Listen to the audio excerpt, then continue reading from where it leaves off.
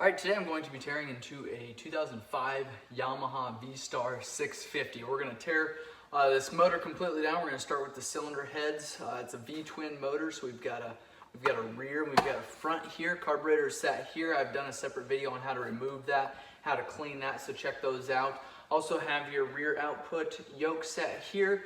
I've done a video on how to replace that U-joint, how to remove that yoke off the motor. So several different videos that I've taken on this motor while we have this machine out for repair. I've done a valve inspection and valve adjust, so check those videos out as well. I've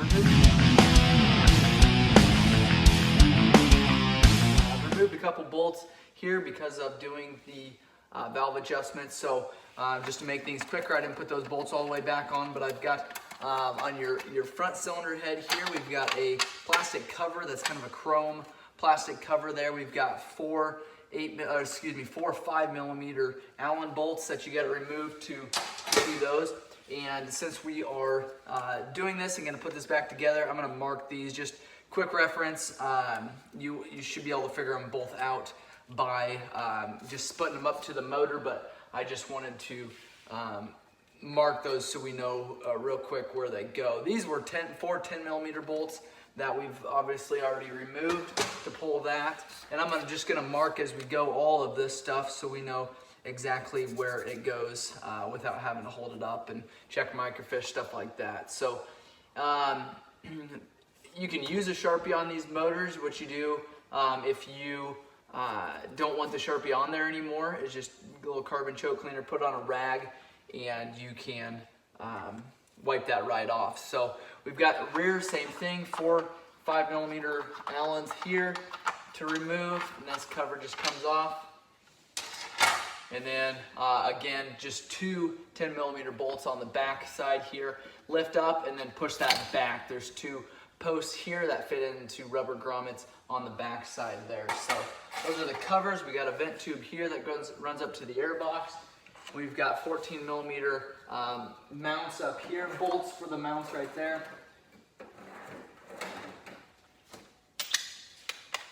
And we'll go ahead and remove this mount.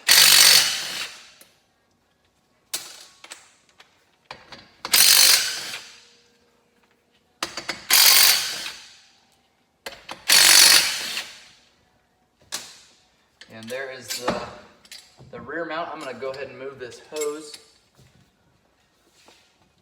Just pinch that clamp there.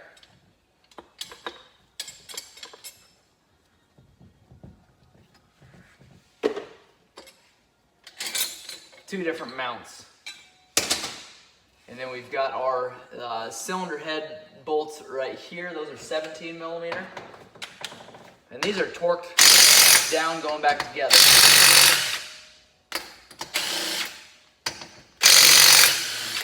These are a specialty nut.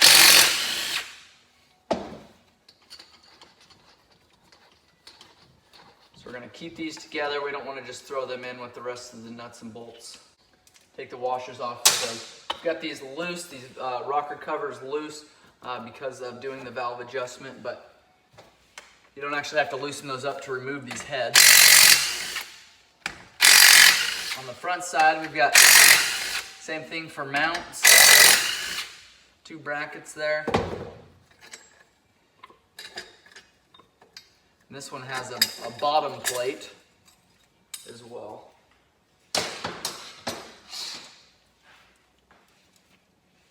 And same thing, 17 millimeter nuts there for the head. Pull the washers off, otherwise when we pull that head off, those washers will go flying.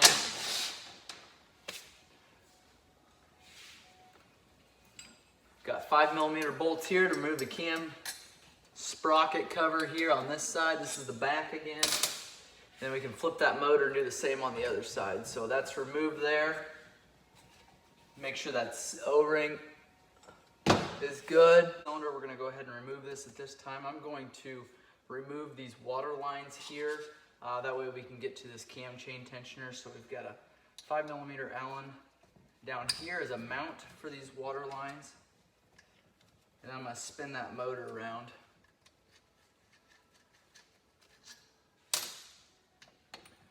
get those over there.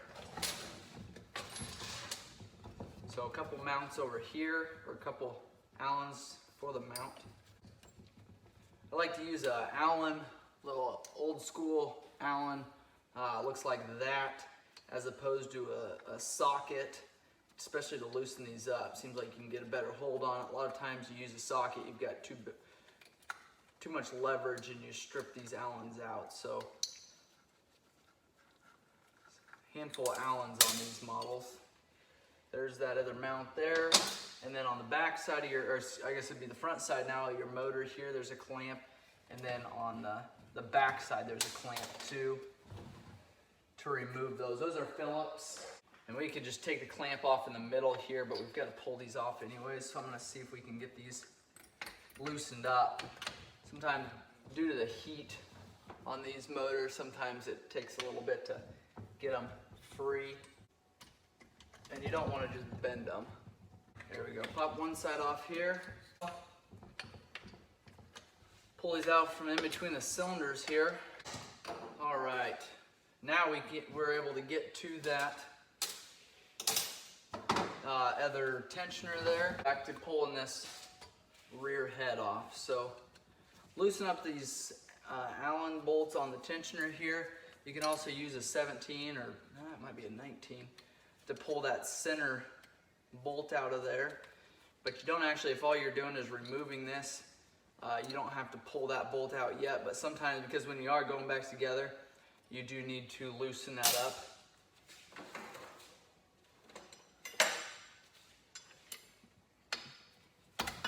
This is a 19, so loosen it up now. Sometimes it's easier when it's being held on by the motor.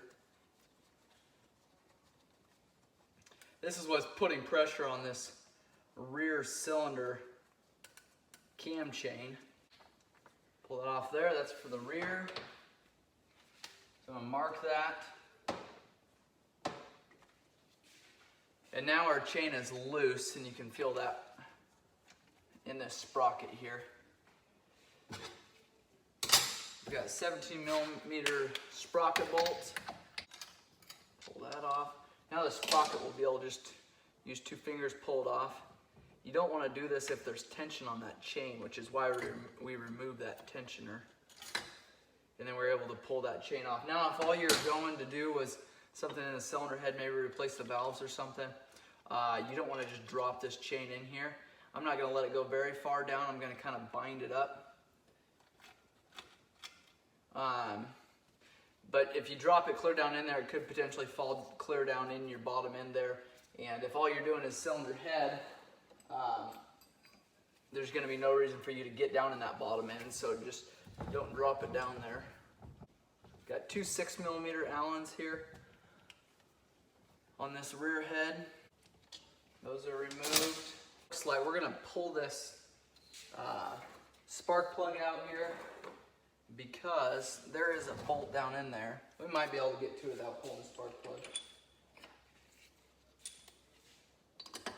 12 millimeter bolt. There we go. Pull that one out. Now I believe that head is completely free. You can kind of wiggle it back and forth there. You shouldn't need to use any kind of a pry bar to pull this up. And you can just lift that off there. That is the cylinder head. On the rear, that's that bolt that we just removed there that fell down, and we'll go through that head on a different video. And now we've got your cylinder here, and looks like we've got 1 Allen to remove to pull that cylinder there. All right, loosen this one up. One of your guides, this be the back guide. We'll just pull right out. Your front guide there is attached down in your bottom end, so we'll have to pull that flywheel and stator to get to remove this other guide. We've got our cylinder here that'll just raise up now at this point.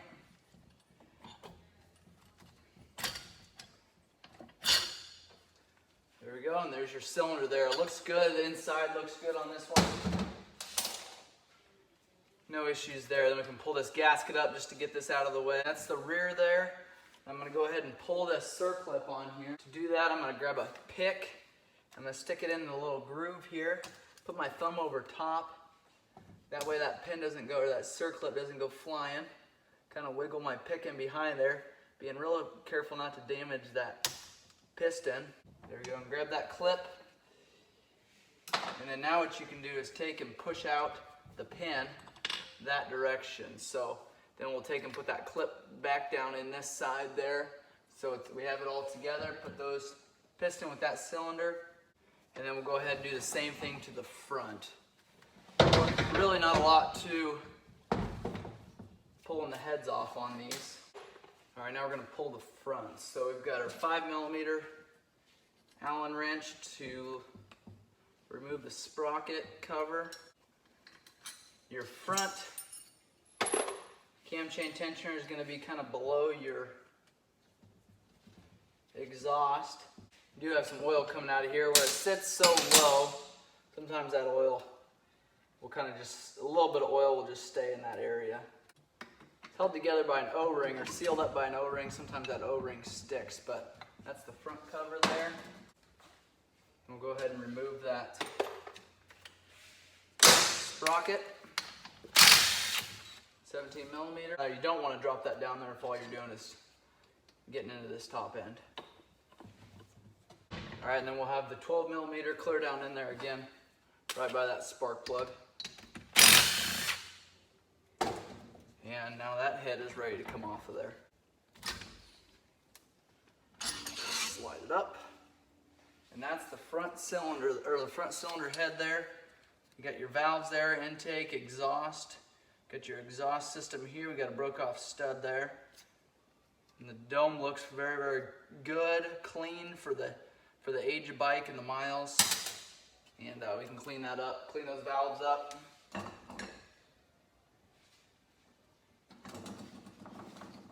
Sometimes there's oil that sits down in that head, so I'm going to flip that on in there.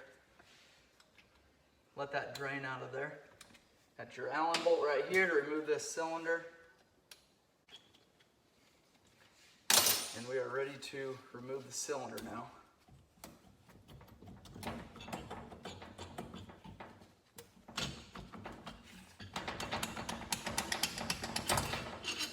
Alright, cylinder's off. Those walls look good as well.